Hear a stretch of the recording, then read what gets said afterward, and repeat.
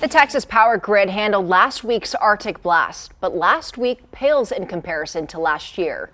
Erica Proffer takes us deep into what happened since last year's devastating freeze, including what's changed and what still needs to be done. Come here, baby. This is what Central Texas should feel like during the winter. Wow! Maybe a light jacket and enjoy the outdoors. Ahoy! But the weather doesn't always do what it should. Like from right here. February 2021, the temperature dropped to single digits. Just ice. Homes here in Pflugerville and throughout the state lost power during the winter storm. As much as we knew to get ready for, we got ready for. Wrapping pipes, trying to bleed faucets, stuff like that. Stuff Joe Galvan and his family knew well. They had extra training. But in Iraq, you do a little bit of everything. But even here, training goes so far. It was really terrifying. The house hit 40 degrees on day 1. On day 2, the family went to a friend's home, a home without water. Being without water was safer for Joe than being without power. Because I had insulin that I had to try to transport. Insulin requires refrigeration. A Texas Department of State Health Services report shows 246 people died due to the storm, 25 people because their medical equipment did not have power. 161 mothers, fathers, children, grandparents froze to death. The power was purposefully cut. Too much demand and not enough power from the plants to put on the grid. Feels like we're just waiting for the next one. Horrifying to think how many more people are going to die because of inaction. Lawmakers had the chance to fix the power grid more than a decade ago. A deadly storm hit in February 2011 left millions without power for days. This federal report recommended weatherization standards. Lawmakers didn't listen. No enforcement. Weak oversight. This time, the storm hit as the 87th legislative session began. Poor communication. Quickly, blame went all around. And a lack of coordination. Natural gas companies said power outages dropped production.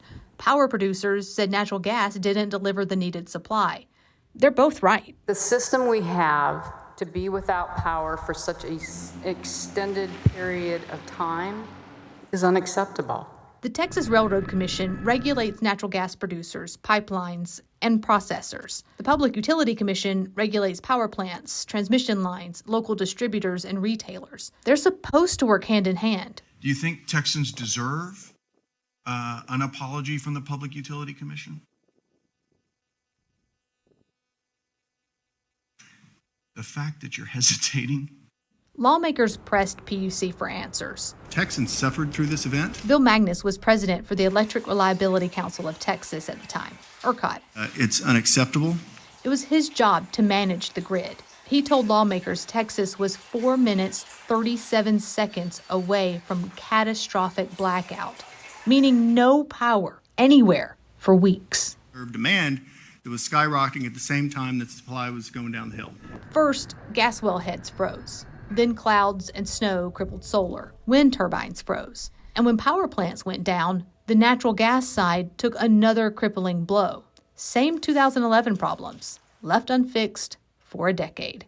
Oh, here we go. A few photos of the North Distribution Center. Daniela Silva volunteers with Community Resilience Trust, CRT. So this was food, hot food that we were giving out. During the storm, they found hotels for the homeless and offered to help anyone in Austin, anyone they could reach. There had been a wellness check done, and that an elderly couple had passed away in their home. You're trying all of this work to help people, to literally save people. It feels like you didn't do enough, that you didn't move fast enough. It's like, it was a moment of desperation, like we failed. We failed. It was a downward spiral where gas failure caused a power failure, caused a bigger gas failure, caused a bigger power failure. Michael Weber is a professor in energy resources at the University of Texas at Austin. So if you don't have that first gas failure, you can keep the gas flowing more readily. Reports show the storm cost Texans $130 billion, but those who sold natural gas made billions. Energy Transfer alone made $2.4 billion off the storm. Federal reports show gas sellers marked up the price of its raw fuel by 500 to 4,000%. No price cap on gas. One of the most energy abundant spots in the world had an energy shortage. And one of the richest places in the world now is hit with a huge bill that even we can't afford. Power, unlike natural gas, has a cost cap.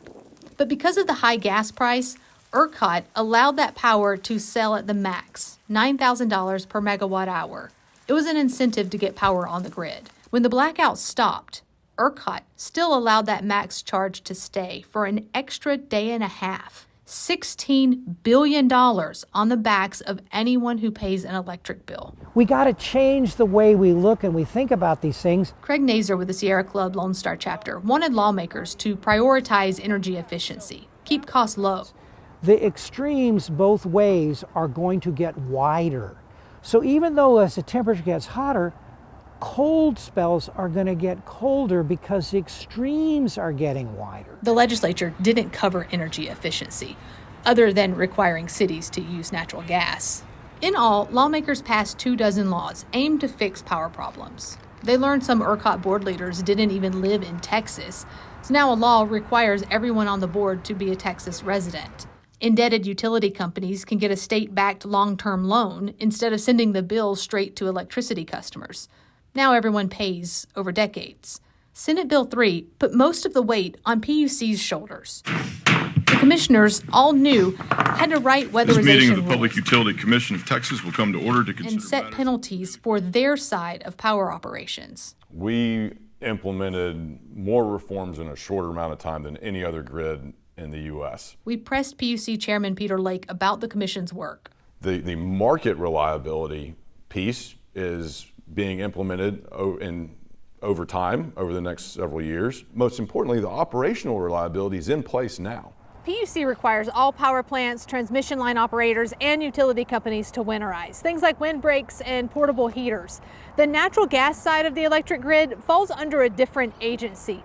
Those companies did not have to winterize. That was Erica Proffer reporting.